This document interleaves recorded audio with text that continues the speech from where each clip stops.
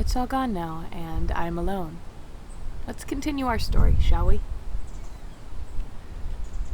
Over time, they tried their best to discover a way for them to be together. Percy could not breathe underwater. Curious could barely breathe in the air.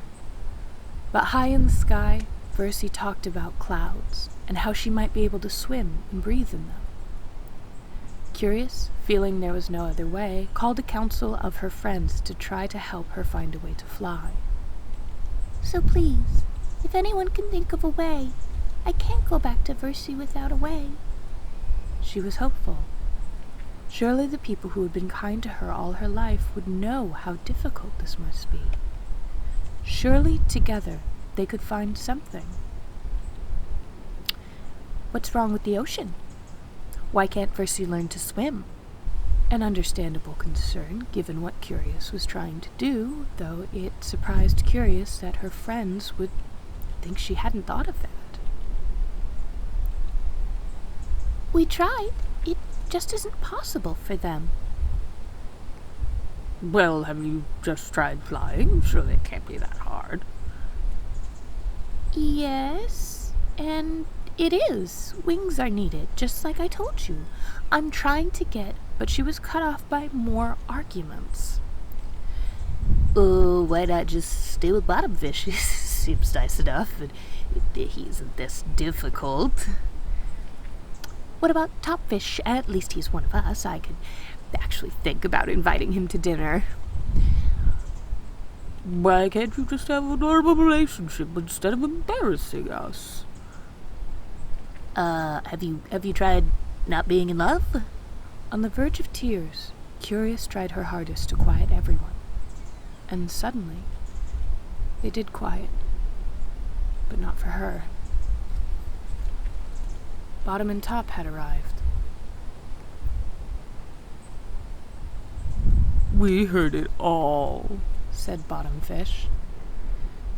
Yeah. Are you really still all about Versi? Said Top. Yes, and I always will be, and if no one else here will help me, then I'll find a way myself. Even if I have to tell Versi to come back every day for 1,000 years. Top wiped the smug look off his face. Bottom stopped glaring. I don't know what you see in him, said Top. Curious was ready to shout again. But I don't have whatever it is. You need wings to fly? Disquieted, Curious said. Yes. Then take my scales. Take my skin, make my bones into wings, and if you won't take my heart, then I don't need it either. And with that, Top passed quietly as his heart refused to beat in his chest. Bottom took one look at Top, sighed heavily, looked Curious in the eye, and said, Same. And with that, his heart shattered and he was no more. What a couple of fucking drama queens. Top's dying quote is likely the only thing I've ever heard that was that simultaneously metal and emo in the same fucking breath. This is the only scene I prefer Bottom over Top, because at least Bottom had the courtesy to keep it short. I also am pretty sure that my babysitter shortened up this scene a lot. Anyways, let's jump ahead a little. Look what a sacrifice they made for you. Their whole bodies, and you choose them. Up there. You know, if he were alive, he would have looked really good next to you, but this is how it is, I suppose. This really is your fault. He couldn't help himself. Why couldn't you just love him? As Curious's friends sewed the bones, the flesh, and the scales to her, she cried for more than just the pain of the needles. She never imagined her friends would speak to her this way. Not about her dreams, or the one she loved, let alone ignore both to speak about the dreams and love of others. In all of the things she wanted to say, she found that silence would be heard the best. So there she stayed. during the cacophony of opinion, knowing that she could not do this alone and that soon she would fly away. She decided in the middle of the blood and tears and biting words that she would not keep her promise. She would never return on the reins. She would never come back to this place where what seemed like reasonable concern hid the true intentions and hatred of the things that made her who she was. She would find more than this, and she would endure until she could fly away from it all. There. Now are you still going? The last stitch was done, and Curious would endure no more. She swam, and the glitter of scales, hers and not her own, shattered light and left glittering trails slowly fading from the eye. Nothing held her down. She had the speed that comes with certainty, the kind that carries one like so few will ever understand, and like so few can actually endure. Curious sped forward, feeling she would shatter at any moment, but when she saw the surface, she slowed. She did not see Versy's shadow on the water. She slowed more, scared of what she would find. She had a way to fly. She did this all because she wanted a way to stay with people she thought cared for her, but also to be with someone she loved. Now she had learned she truly never had a family. Only people who wanted to take what joy she had to give, and deny her any she hoped to keep. But there was one who wanted to share joy, share tears, share everything she had to give, and wanted to let her be whatever she wanted to keep. And if they weren't there,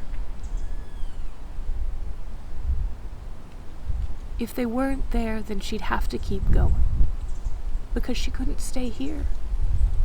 There was no home to go back to, so she would have to make home somewhere else, even if it were as strong as Versy or as thin as air. She decided she would look for them. But if Versy was not there, then she would find the nearest cloud and keep going.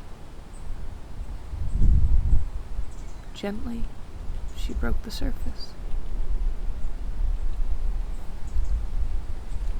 Curious? Curious? Versy chirped. But Curious had already dipped below the water. She gave herself space and a breath, and she swam like a shot, directly to the surface. New limbs held tight. With a great sparkling splash, she was released into the open air, and she flopped gracelessly downwards. And as she did, she spread her new scales and missed the water. She glided about, she flapped, she soared above the waves, and while Versy yelled, "You did it! You did it! You're incredible!" she knew it was time. She wanted to tell Versy, but words wouldn't form. Her heart was still aching.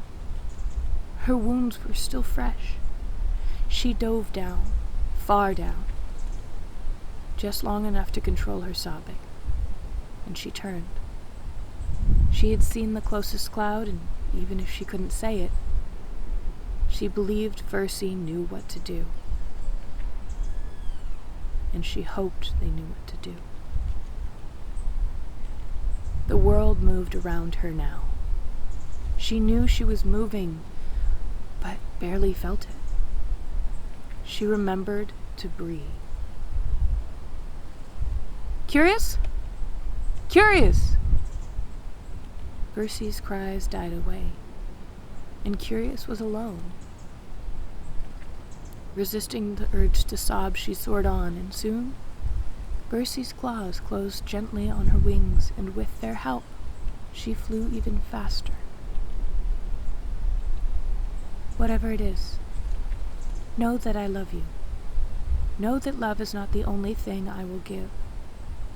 Know that if I could, I'd carry you anywhere. But I know that's not what you want. So I hope it's okay. that I do my best to give you back everything you've given me. I love you too, Was all Curious could muster before silence took her again. And they flew.